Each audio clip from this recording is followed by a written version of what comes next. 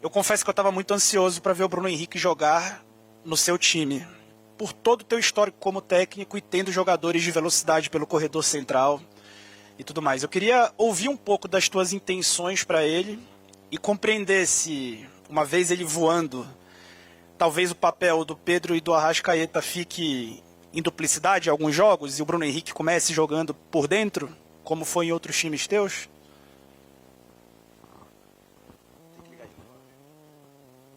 Boa noite a toda a gente. Em primeiro lugar, queria desejar umas boas Páscoas à nação, a todos aqui presentes. Em segundo lugar, valorizar o ambiente hoje no estádio, foi magnífico, com as famílias, com as pessoas, a apoiar a equipa durante todo o tempo. Relembrar que mesmo em Red Bull, a equipa não teve uma prestação satisfatória e o apoio da nossa claque foi durante todo o jogo. Por isso é importante, eles são um 12º jogador, importante para nós. Em relação à situação do Bruno Henrique, o Bruno Henrique toda a gente conhece, é um dos jogadores mais importantes desta última década do Flamengo. É um jogador que pode fazer no ataque 3 posições, quer por fora, quer por dentro como segundo, quer por dentro na frente. Muda um pouco aquilo que as características do jogo. Com certeza que é uma coisa importante, que é o nosso efetivo. E hoje, já vou passar na análise, que a análise justifica um pouco esta situação dos jogadores. Eu falei aos jogadores agora no fim do jogo e disse: só foi possível uma segunda parte determinante como esta, porque na primeira parte as nossas dinâmicas, a nossa atitude, a nossa pressão, o que fizemos correr o adversário, ele não conseguia aguentar o jogo todo. E falei com o treinador contrário e ele disse: pô, na segunda parte já não tínhamos pernas para andar atrás de vocês. E é o que eu disse aos jogadores: com o nosso elenco que temos, as soluções que temos, nós temos que colocar logo de início uma intensidade desta forma no jogo, provocar desgaste ao adversário. Muitas vezes não vamos fazer o gol, muitas vezes vamos fazer, porque tivemos 2 situações na cara do gol que acabámos por não fazer, a bola não foi no gol, mas tivemos na primeira parte essas 2 situações. Mas provocamos um desgaste no adversário. Quando, na segunda parte, voltamos para o jogo e continuamos com o mesmo estilo, com a mesma intensidade, mesmo falhando, mesmo um gol anulado, mesmo o jogo ficando interrompido durante 5 minutos, que podia tirar o ritmo, mesmo contra esses handicaps todos, a equipa, sofrendo um gol, tanto por cima do jogo, sofrendo um gol, fomos capazes ainda de fazer 3 golos e ganhar de forma meritória o jogo. E por isso os jogadores estão de parabéns. No último jogo não correu muito bem, nós chamamos a atenção, que não representámos a camisola, mas hoje foi uma atitude magnífica. Além da vitória, foi uma atitude magnífica. Jardim, boa noite. À sua direita, aqui. À sua direita, aqui, à direita. Rodrigo Cerqueira, do Grupo Globo. Pô, você está longe. Está carregando o computador aqui. Apesar que estava chateado com este pessoal. Não, ainda não estou, não. Bom, feliz Páscoa também. O Flamengo começa na quarta-feira a caminhada na Libertadores, que é uma competição muito importante na história do clube, principalmente na história recente. Foram 4 decisões em 7 anos, 3 títulos. E pela primeira vez o Flamengo começa como o brasileiro com mais títulos, né? Até então estava empatado, empatou com os demais, e começa com o brasileiro com mais títulos e mirando os maiores campeões do continente. Por conta disso, você acha que a responsabilidade e a pressão elas se tornam ainda maiores para um clube que tem os seus rivais nacionais agora, de olho nele por ser o maior campeão na América, e mira os outros grandes do continente para também tentar igualá-los e passá-los futuramente? Com certeza, a dimensão do Flamengo nacional e internacional é tão grande que a nossa responsabilidade é jogar para tentar ganhar todos os títulos, dentro e fora do país. É uma responsabilidade grande. Temos a Copa do Brasil, temos a Libertadores, temos o Campeonato Nacional. Isto são 3 provas que nós temos a responsabilidade de jogar para ganhar. O Flamengo, nos últimos 5 anos, não tem ganho sempre, não é? Desde 2019 até hoje, 6 ou 7 anos, mas tem a responsabilidade de, porque monta um elenco para isso e que nós, quer como treinadores, staff e jogadores, temos que abordar todas estas competições no máximo da seriedade. Jardim, boa noite. Igor Siqueira do UOL. Pela sua primeira resposta, na tua percepção, então, a correção que você fez em relação ao que o Danilo citou, né, como vergonha no meio de semana para cá, foi mesmo uma questão comportamental ou teve algo além do que você trabalhou nesse intervalo rápido desse jogo em relação ao de hoje? E por falar ainda em reintegração, em retomadas, né, como é que você está vendo essa questão do Plata? Hoje voltou a ser relacionado, entrou no jogo. A gente percebeu um comportamento no campo um pouco diferente do que ele estava sendo usado também. Como é que você resume a situação do Plata atualmente? A situação do Plata foi aquilo que já vos disse. Numa primeira fase ele tinha estado não totalmente integrado, foi para a seleção, conseguiu fazer dois bons jogos, voltou, está a trabalhar com o grupo cada vez mais integrado. É um jogador que eu conto, porque ele é um jogador de qualidade, é um jogador que tem intensidade e muitas vezes para o jogo mais intenso que eu pretendo é um jogador extremamente interessante, mas tem que partir de um pressuposto de orientação igual aos outros, e é isso que estamos a fazer, como agora foi por motivo diferente, não é? O Bruno está entrando e é um jogador que tem esse pressuposto também no futuro ser importante. Mister, aqui à frente, Bruno Vilafranca, da TV A Crítica.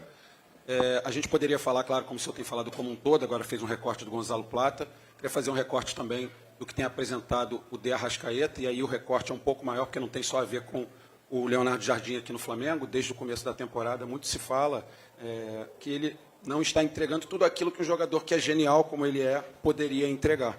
Eu queria saber, na sua avaliação, aí sim, desde que o senhor chegou, como é que o senhor tem encontrado o Arrascaeta? Porque, a meu ver, não falta transpiração a ele. Ele corre muito, se esforça muito. Mas o toque genial ainda não está acontecendo com a frequência que a gente está acostumado a ver. Queria saber o que o senhor tem achado sobre isso. Obrigado. Com certeza que eu conheço muito bem o Arrascaeta, todo o seu percurso, mesmo anterior ao Flamengo e depois do Flamengo. Como já tinha vos falado, em 2019 segui um pedacinho o Flamengo e verifiquei a importância dele. O ano passado fez uma época fantástica, também iniciando a meio gás e depois desenvolvendo aquilo que é o seu futebol. Sabemos que ele vai melhorar, tenho a certeza, e que é um jogador importante. Iniciando as partidas, vindo do banco, é um jogador, como você disse, é um talento. Ele é um jogador de talento que pode ser extremamente decisivo quando ele estiver no seu melhor momento. Mas é um jogador que a gente gosta, o staff, também toda a torcida gosta, e acreditamos que ainda vamos ter este ano o melhor Arrascaeta, mas sabendo que a época também é longa, ainda falta 9 meses e a gente tem que gerir toda a gente. Eu não quero deixar ninguém cair, porque nós vamos precisar de toda a gente. Ainda hoje, um dos jogadores que teve no seu melhor, que fez o seu melhor jogo, foi o Ayrton. Eu dou-lhe parabéns, sou um dos primeiros a puxar por ele, mas ele hoje fez um jogo mais positivo, mais dentro daquilo que ele pode entregar, e por isso nós queremos aglutinar o grupo, porque as soluções têm que estar disponíveis. No futebol, de um dia para o outro há uma lesão, há um castigo, há um jogador que tem que parar, e a gente tem que ter outros para jogar. Por isso, o grupo, por a responsabilidade de jogar todas as competições, vai haver sempre umas pequenas alterações, como eu já disse, na sua apologista. A equipa B joga hoje, a equipa A joga amanhã. Não, vai haver sempre gestão dos jogadores, e com certeza que para o próximo jogo vai mudar mais alguns jogadores para a equipa ter frescura, mas para toda a gente perceber que é útil e pode ser importante durante a temporada. Jardim, Raíssa Simplício aqui. Antes de você chegar, quando você estava para chegar, muito se discutia sobre o papel que o Pedro teria no seu time. E muitas pessoas até diziam, o Pedro não vai jogar com o Leonardo Jardim porque ele não tem intensidade para marcar tão alto, enfim. E a gente tem visto o contrário. O Pedro tem uma alta minutagem com você, uma grande sequência de jogos, feito uma função um pouco diferente, às vezes jogando até quase como um meia. Eu queria que você falasse sobre essa importância do Pedro no teu esquema de jogo, para quem antes achava que ele até nem jogaria tanto com você. O Pedro é um jogador que hoje fez o gol que igualou, acho eu, o Gabriel como os melhores artilheiros. Fico satisfeito que os dois maiores artilheiros foram treinados por mim, um ano passado e este ano. O Pedro é um jogador que tem umas características próprias, e tivemos já esta conversa com o elenco. Às vezes pressionar bem não quer dizer que tem que correr muito, tem que saber timings do momento da pressão. O Pedro tem sido o atacante ponta da equipa, mas também não quer dizer que ele jogue sempre, não é? Vai haver uma gestão porque que ele também não é capaz de jogar 8 minutos durante a época. Mas é um jogador importante, que eu acredito dele, porque um avançado não é só pressionar. Um avançado é ajudar na construção, é ter capacidade de finalização, é muitos aspectos que não é somente pressionar. Por isso, eu acredito no Pedro, acredito que é um avançado muito bom aqui no Brasil e vou utilizá-lo quando eu achar que tenho que utilizá-lo. E nesta fase tenho utilizado bastante. Também vamos ter agora a volta do BH, que é também um jogador que dá-nos outro repertório em termos ofensivos, e é aquilo que eu referi anteriormente. Eu quero ter todos disponíveis para começar, para gerir melhor o elenco e mantermos a intensidade do jogo alto. Boa noite, Jardim, Bruno Castanha. No primeiro tempo hoje a gente viu muita bola longa do Santos, ganhando a segunda bola, algumas transições também, o Flamengo correndo muito para trás. E no segundo tempo, não, a gente já viu o Flamengo pressionar mais, correr para frente, pressionar.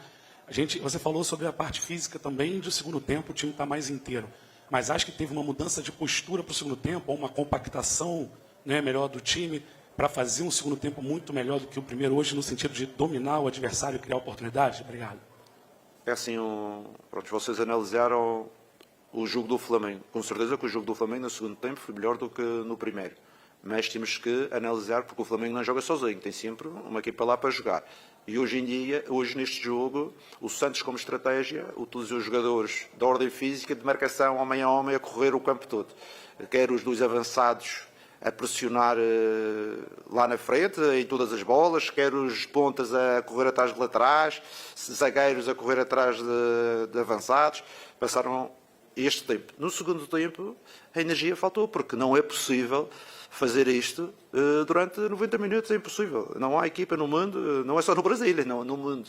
No mundo do futebol nunca vi nenhuma equipa que consiga fazer. Chega ali aos 50, 60 minutos, já há uma marcação que falha, já é o tempo atrasado, e é aí o que é que acontece? A equipa que tem a bola começa a aparecer a melhor situação, a melhor decisão, esse tipo de situações criam espaços. E foi por isso que o futebol do Flamengo melhorou.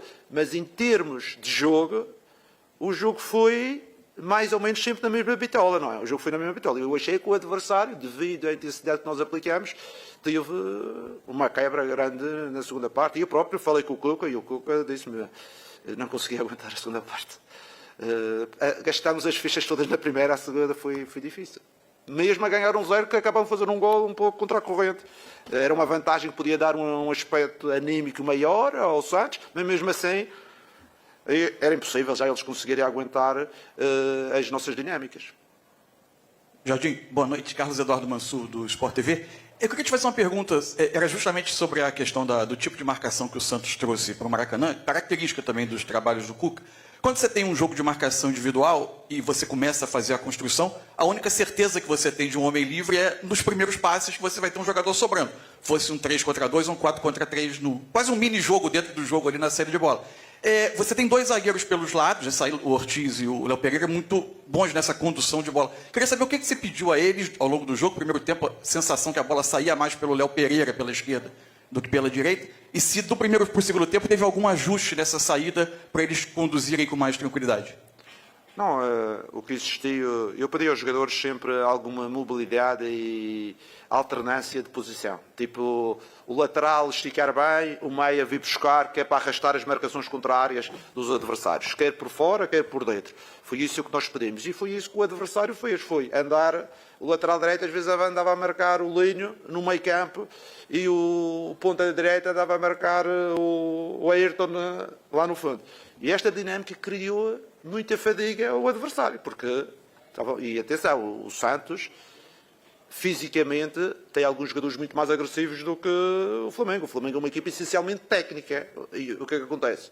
Tive alguma dificuldade em sair dessas marcações. Se fizéssemos um gol, isso podia mudar. Não o fizemos, mas pela capacidade e por aquilo que nós imprimimos no jogo, com essas dinâmicas, na segunda parte eles já não conseguiram entrar atrás de nós. Deixaram de fazer a marcação homem a homem e começou a criar os espaços e começaram a criar as situações de maior controle do jogo, que acabou no número de golos que fizemos. Ainda demos uma na trave, ainda tivemos mais 2 ou 3 situações e eles só saíram, e já na segunda parte eles nem força para sair, mas saíram no contra-ataque do gol e de resto, fez os últimos 7, 8 minutos que aí estava 3-1 e a gente baixou um pouco o bloco para equilibrar o jogo. Aqui, Jardim, boa noite. Marcos Martins, do canal da QSRN. A minha pergunta vai na linha de uma das perguntas anteriores.